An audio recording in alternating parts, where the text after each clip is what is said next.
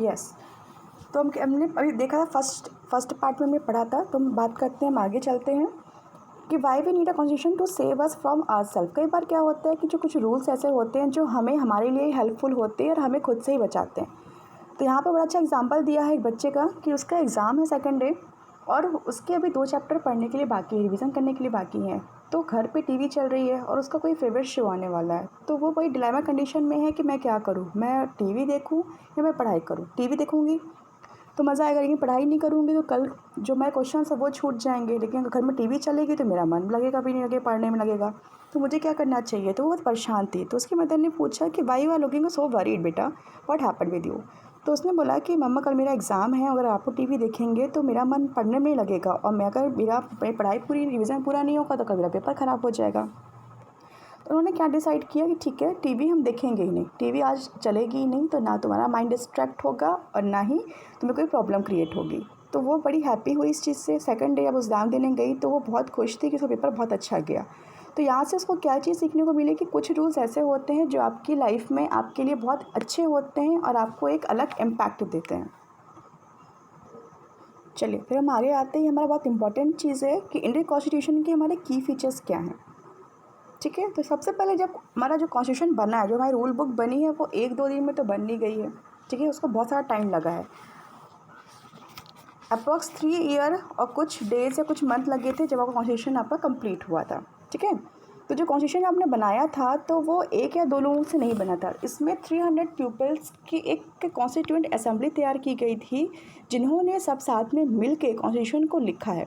ठीक है, what are meaning of constituent assembly? मतलब वो लोग जो कॉन्स्टिट्यूशन के काम कर रहे थे या जो उसमें जो कॉन्स्टिट्यूशन लिखने में हेल्प कर रहे थे, उनका एक ग्रुप था। तो उस ग्रुप को क्या बोला गया? कॉन्स्टिट्यूएंट असेंबली बोला गया। Okay, one more important thing, while writing the Indian Constitution, so members kept in mind the different communities who speak different language, belong to different religion and have distinct cultures. ठीक है, तो आपको पता है कि हमारे इंडिया में बहुत सारी अलग अलग लैंग्वेजेस हैं, अलग अलग कल्चर्स हैं, अलग अलग रिलीजन्स हैं। तो सबको ध्यान में रखते हुए आपको कॉन्स्टिट्यूशन अपना फ्रेम करना था। ये कोई इजी टास्क नहीं था कि आपने उठाया और आपने रूल बुक लिख लिया।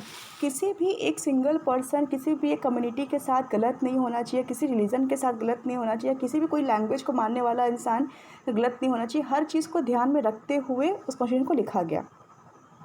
जो आप यहाँ पे पिक देख रहे हैं, ये किसकी फ़ोटो आप जानते होंगे? Yes, doctor BR Ambedkar ji की। इन्हें क्या बोलते हैं? Father of the constitution. तो जो भी फ्रेम तैयार किया था वो BR अम्बेडकर जी ने तैयार किया था कि हमें कॉन्स्टिट्यूशन लिखना किस तरह से है और उसमें क्या क्या चीज़ें हमें फोकस करनी है, किन चीज़ों पे ध्यान रखना है। क्योंकि जब हमारे कंट्री में ब्रिटिश रूल कर रहे थे हमारे ऊपर, तो हमने कई साल उनके अंडर काम किया है, वो हमारे पर तानाशाही किया, उन्होंने हमारे पर रूल किया है। अपनी कंट्री में होते हुए भी हमारे पास फ्रीडम नहीं थी। तो वो सब देखने के बाद जब हमें फ्रीडम मिली तो हमको समझ में आया कि हमें किस तरह का एक कॉन्स्टिट्यूशन बनाना है कि यहाँ पे हर एक पर्सन के पास फ्रीडम हो, हमें किसी बंधन में नहीं रहना पड़े, हमें किसी से अपना काम करने के लिए परमिशन नहीं लेना पड़े कि हम ये काम करें कि नहीं करें।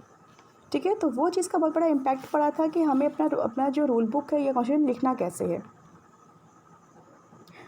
और हमारी कंट्री में बहुत सारी लैंग्वेजेस हैं, अलग अलग लैंग्वेज लोग बोलते हैं, अलग अलग रिलीजन को मानते हैं, कल्चर्स होता है।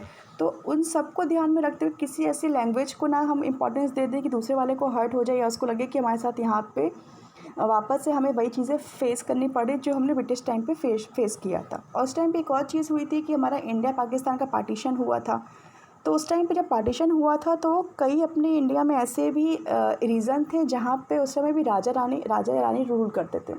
तो उनको अपनी कंट्री में मिलाना या उनसे बोलना कि अगर आप नहीं चाहते हैं तो आप अपनी अलग से कंट्री बना लीजिए या अपने आप अलग हो या पाकिस्तान में चले जाइए। तो ये भी एक बहुत बड़ा सामने कंडीशन थी कि आप उस टाइम पे कैसे अपना रूल बुक लिखें और किस तरह किन की चीज़ों को ध्यान रखते हुए लिखें।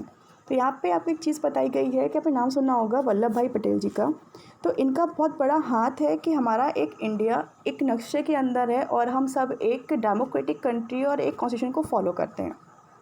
ठीक है, चलिए तो हम आगे बढ़ते हैं। तो यहाँ पे हमें कुछ दिया हुआ है कि हमारे जो कॉन्स्टिट्यूशन के मेन की फीचर्स क्या हैं।